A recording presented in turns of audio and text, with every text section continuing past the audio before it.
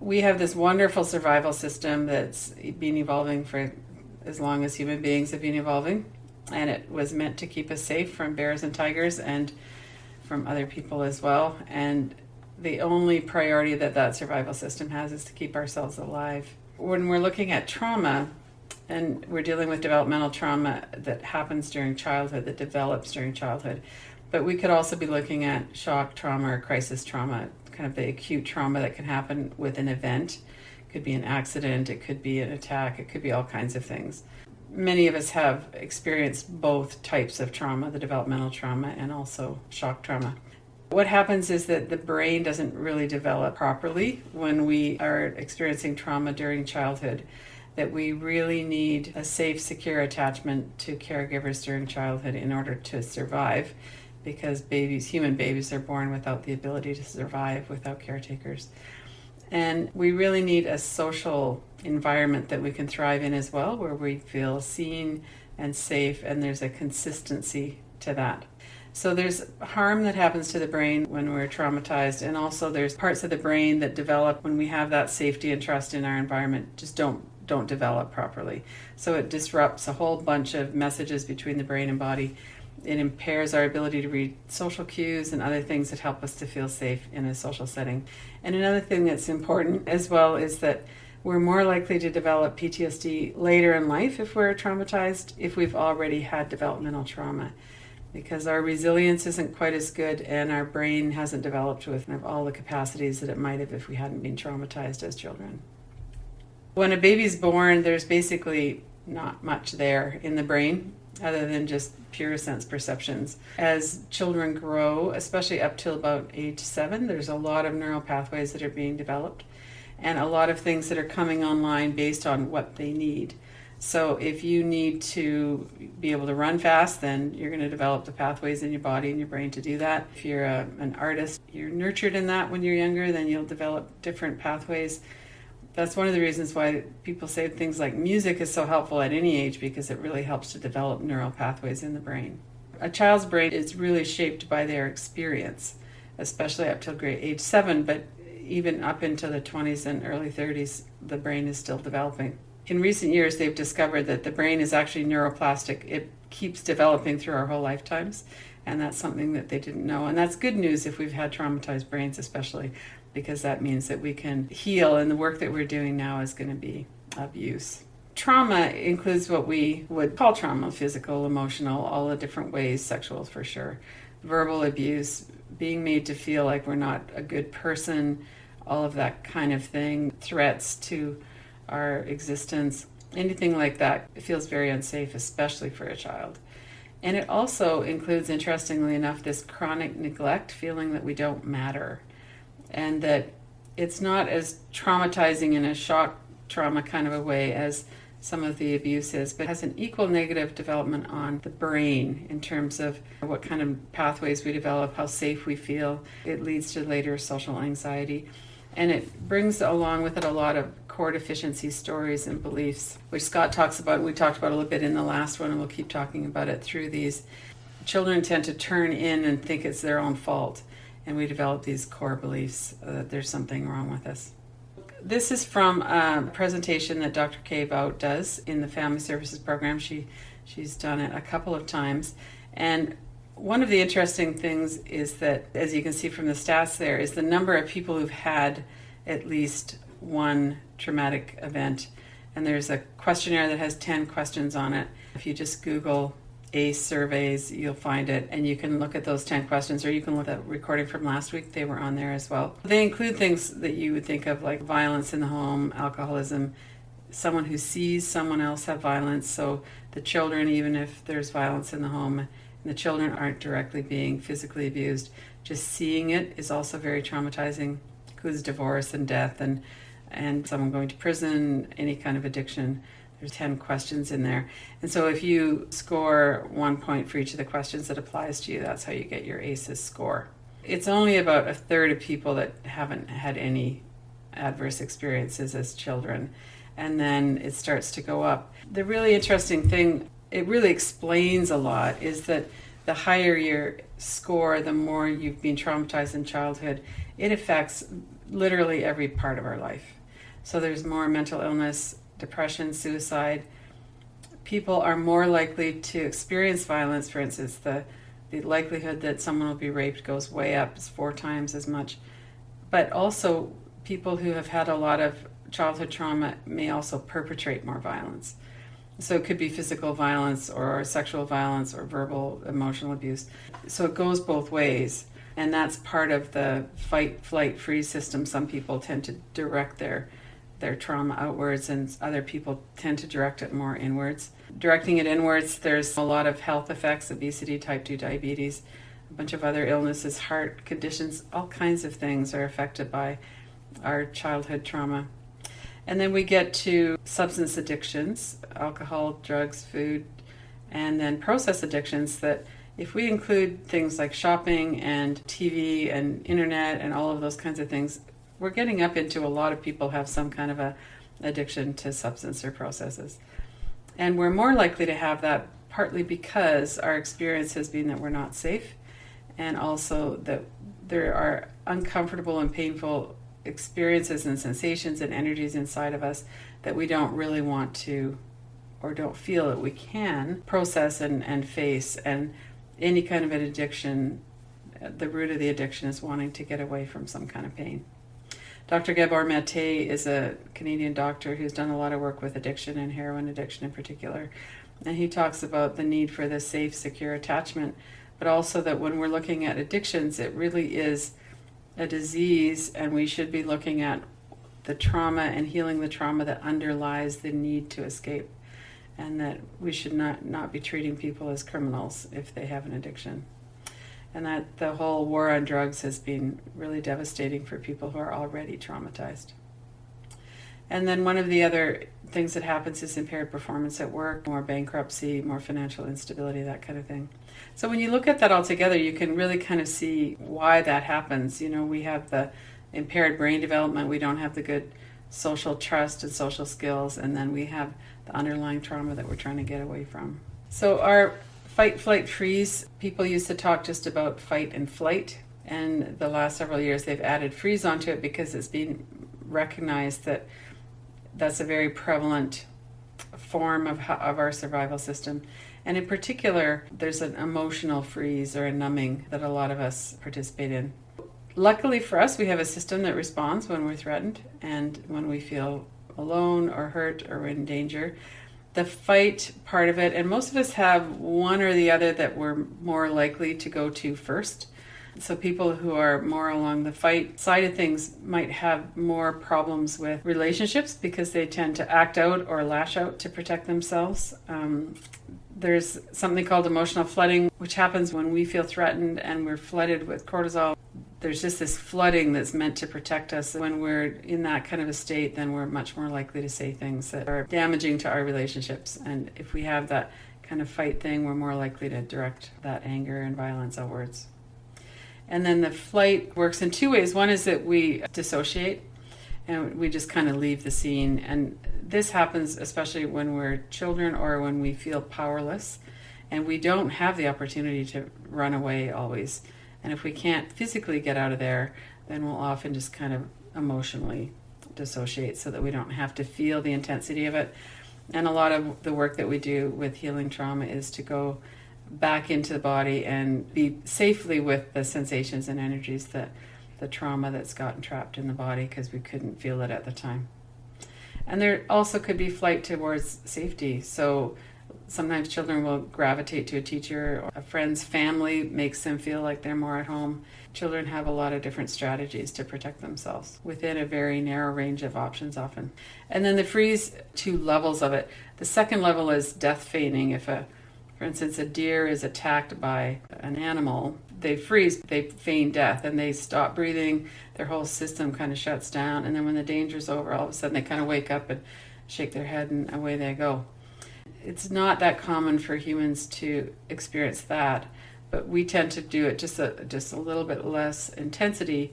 Numbing out, a lot of us hold our breath. When we start to really pay attention to the breath, we might notice that and then we kind of hold it, and then we take another quick one, and then part of that is to not be noticed.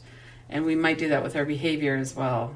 if we do our jobs perfectly, or if we're very quiet, sometimes we can avoid that eye turning on us, and we can avoid danger that way. And then there's this whole cement shoulders, this feeling of being frozen and maybe physically unable to even move and get away. So that's the three main mechanisms and how they work. Nobody likes to feel this way. The kind of unique thing that happens with children is that they turn the blame inward. It's like we can't afford to put it on the parents where it belongs, the responsibility. It's up to the parents to provide the safe, secure environment. And a lot of us as parents were not capable of doing that for many different reasons. In order for them to have the best chance of survival, children have to believe that the problem is theirs, not that the problem is with the caregivers. From the experience, perhaps, of not being seen or not feeling valued, then the core belief might be, I'm not valuable, I'm not worthy. And we see that a lot in the beliefs that we're working with, and we can see when we start to look at it in that direction of how that really affects us through our lifetimes when we feel we're not worthy of being forgiven and having a decent life. That really plays out. Within a family, there's oftentimes one of the kids has it harder than the other kids. And it could be from something that's happening at school or something else. They're being bullied about something. But it also just could be that there's something about the family dynamic. Maybe it's because they turn outwards and fight, and then the ones who are turning it inwards and numbing are a little easier for the parents to handle, or whatever it is. People will look around, and sometimes siblings will kind of band together and give each other strength, and oftentimes they don't. It's kind of everybody for themselves. And it's very complicated because it goes back and forth and up and down. And so we may not feel like we have the support of our siblings even now as adults, or we might look at them and go, well, there's proof that there's something wrong with me because they're doing okay. That's, again, it's everybody has their own coping strategies. And some people seem like they're doing very well, and might be doing very well. They might have good jobs and financially really doing well, and maybe one of the other siblings isn't. Comparing ourselves with other people or in our family or the outer world, it doesn't actually mean that there's something wrong with us. It just means that we might have had a different experience or a different coping strategy. But that's very common, that we'll look around and go, well, there's the proof. That didn't happen to my siblings, so it must be me. The other thing that is also very common is that children feel responsible for their parents' happiness. And I found that to be particularly true when one of the parents, especially the mother, if they're drinking or if they're depressed, if there's some kind of mental illness, that oftentimes the children will just feel like, if I could just get this right, then everything would be fine and they'd be healed, they'd stop drinking. There's this kind of magical thinking that children do in order to feel safe. If we can feel like we could control the environment, it feels safer to us to think it's our fault than it does to know that it's just nothing that we can control. We're powerless. We, as children especially, we don't have a lot of control over what happens to us. And then all of these uncomfortable feelings create the anxiety and fear. They fuel our core deficiencies, and that's what drives our addiction and the dysfunctional relationships. Codependency is being one of the most powerful addictions, and it's that feeling that we need that other person to be safe, and then we have to control everything about the environment in order for that to happen. The living inquiries, we look at thoughts and sensations, and we ask these three questions. If I have a feeling that I'm unworthy, and I look at what's the evidence for that, it might come up as a situation that happened to me when I was a kid. Oftentimes there's a whole bunch of those situations that happen, but there might be one that kind of represents that. And so then we could look at the thought or the picture, the words, and look to see, is that me? Is that image that I'm seeing, that experience that I had, is that an actual person? And that's kind of a funny question to ask. But really what we're looking for when I look at that set of words or that image, am I getting a response in my body? Is there an energetic reaction to that? And another question we might ask is that a threat? Does it put me in danger? Does it make me feel uncomfortable or afraid? And then the compulsion around it is this something I need to get away from? And how do I know I need to get away from it? There'll be some kind of energy in the body. Sometimes it's kind of an antsy energy, or sometimes it's just a drive that I just need to get away from this. And that's the energy that underlies a lot of addiction. So getting away might mean leaving, but it also might mean eating or getting on the internet or drinking or doing something else.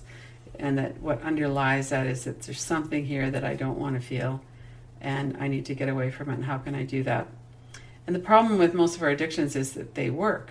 They get us away from it. We have a couple of drinks, all of a sudden we feel more socially connected, we're having fun, we forget about the core beliefs that we have.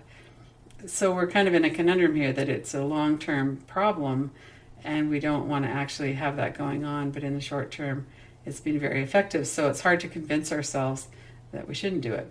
And that's part of what we're doing when we're doing the inquiries.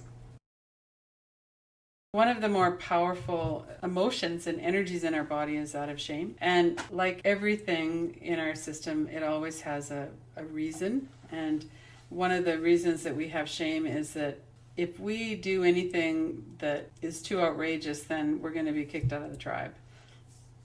So the purpose of shame is to protect ourselves from telling people what we think we might be kicked out for, so that we're not ostracized and shunned.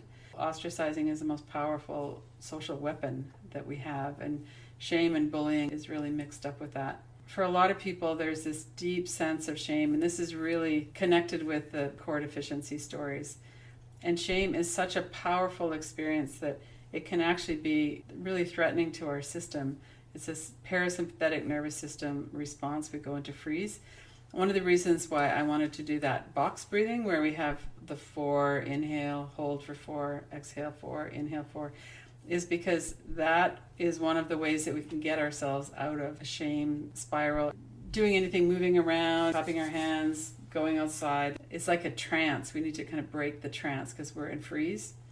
And even something like feeling the energy in the soles of your feet can help, or tapping your toes, or just moving around a little bit. The reason that I brought it up partly is just to acknowledge that this is what happens and we feel trapped, and it's one of the worst feelings that we can have.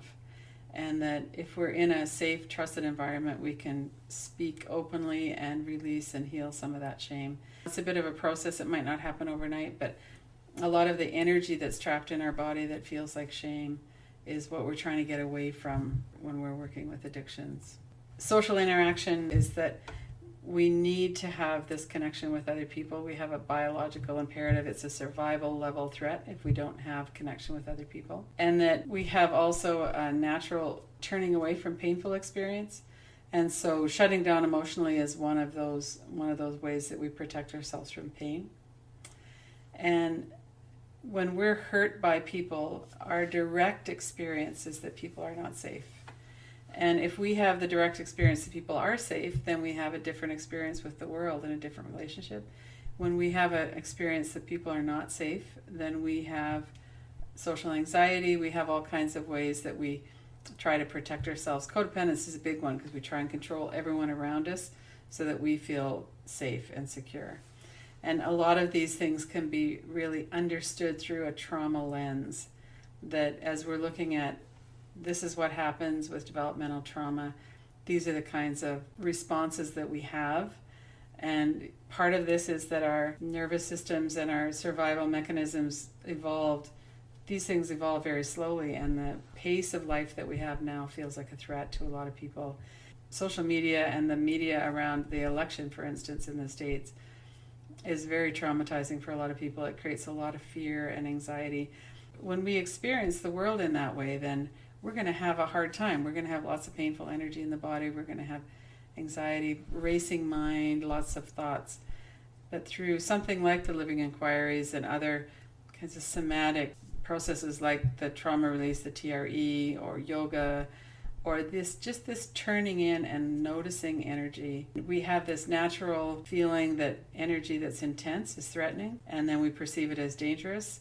But in actual fact, when we turn in, and I've seen this over and over and over myself and with other people, even intense energies that feel quite painful in the body aren't dangerous to us. It's just a body energetic response to something that we're perceiving as dangerous. And when we can actually feel the energy and notice what it is that's attached to it, that can start to release. I mentioned earlier about down-regulating the nervous system. If you have parents or caregivers who know how to downregulate their own nervous system without drinking or doing something like that, if they know how to soothe themselves, if they know how to teach that to you, then you're going to grow up learning how to do that.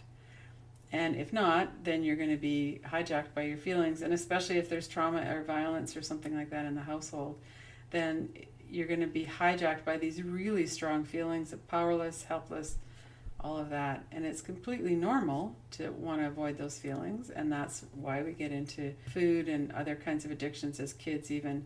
We develop these patterns of taking care of ourselves the best we can in a situation where it's not actually very safe. Breath, relaxation, those kinds of things really help to work with our nervous system.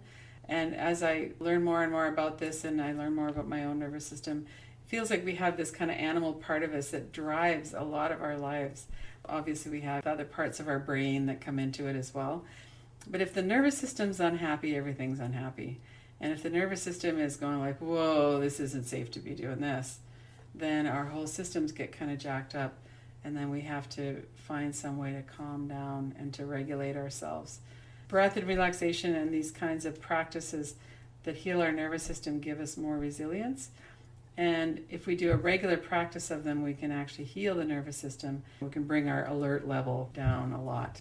Alternate nostril breathing is the one you might have seen people do in yoga. They block one nostril and then block the other one. And we do this practice of balancing the nervous system. Basically, the right-hand side of our body is the more active energy. The sympathetic nervous system, the left-hand side is the parasympathetic nervous system and our creative, more restful energy. And when we do alternate nostril breathing, there's a way to go back and forth with that. And I've got some practices on YouTube and different things that can show you how to do that if you're interested. But the exhaling the 6 seconds, Dr. Stephen Porges is a researcher who's done a lot of research into the vagal system, the vagus nerve and the polyvagal system. And they found that it takes at least 6 seconds of breathing out in order to activate your system's relaxation response, which is basically the parasympathetic nervous system. And there's yoga practices of breathing where we breathe out up to twice as long as we breathe in so that we get that longer exhalation. But you can also sing if you like to sing, put on some music, do it in the car if people around you don't want to hear it. Or chanting, speak in longer sentences. We could do just breathing practices of counting out loud to 6. So if I'm speaking like this and slowing my words down a little bit and I'm keeping going and I'm not taking in breath for a little while until I get to 6 seconds, then it automatically starts to settle my nervous system down. If you're going into a party, for instance, you could do some counting to 6 as you exhale when you're heading in if you're feeling anxious. But once you get there, you could deliberately speak in longer sentences so that your system has a chance to get to that 6 seconds, and then you can relax. So there's a lot of ways that we can work with this once we know it.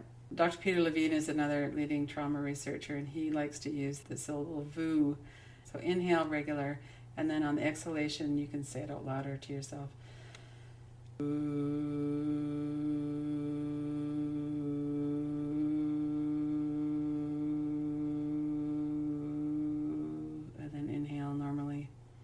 Then let your breathing come back to a regular pattern. I define healing as feeling safe enough to feel what we feel.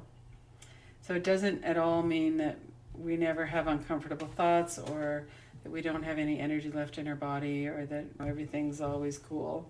It just means that whatever it is that we're feeling, we're able to stay with it more often than not. It's natural to try and move against or move away. To practice good self-care in this context means to be honest and to drop the aggression or judgment against ourselves. And we've talked about that a little bit earlier. I don't think there's anything that's more damaging than to continually be judging ourselves and thinking, well, you know, if I was a different kind of person, I would have done that better, or right now. So we can judge in the past or we can judge in the present as well. And just to really notice how many times we give ourselves a hard time about stuff and how many times we just move into that, there's something wrong with you. Why are you thinking that? Or what an idiot you are, or whatever it is.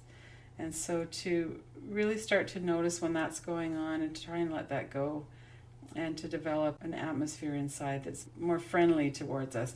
Nobody's written a rule book that says that we're supposed to be this certain way, and yet often we've internalized these ideas.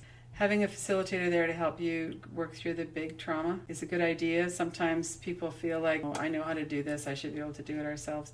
But it's really important and it's really helpful to have someone there to be with us and kind of hold that space for healing.